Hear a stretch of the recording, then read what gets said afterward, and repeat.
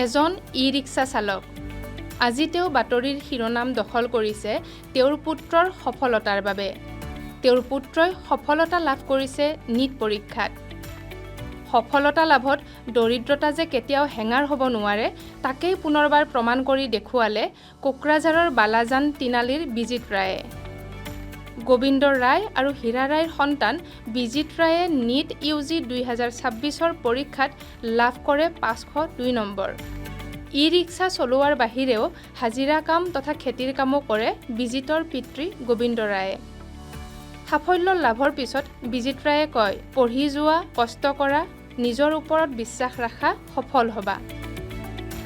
উল্লেখ্য যে বিজিত ৰায়ৰ পিতৃ-মাতৃয়ে নাজানে নীট পৰীক্ষা কি।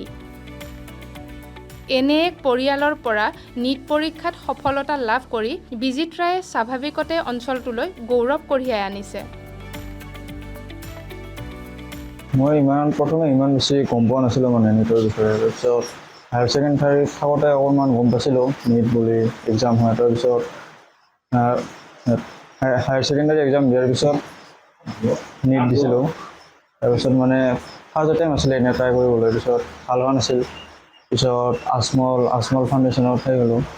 আজমল চুপাৰ ফটে হোজাইত এডমিশ্যন লোৱাৰ পিছত তাতে হোষ্টেলত থাকি 1 বছৰ পঢ়িলোঁ মানে। তাৰপিছত আজি কিমান ঘণ্টাকৈ পঢ়িছিলে?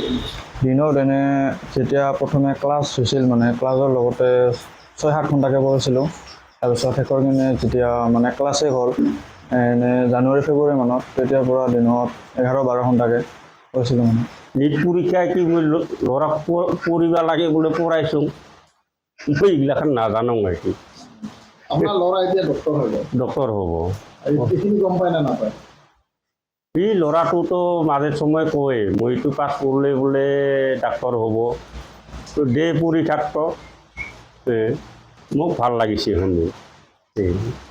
ভাল লাগছে, বিৰাট ভাল লাগিছে, ভালো লাগিছে, দুখো লাগিছে, বহুত কষ্ট কৰিছে। কষ্ট কৰিছে।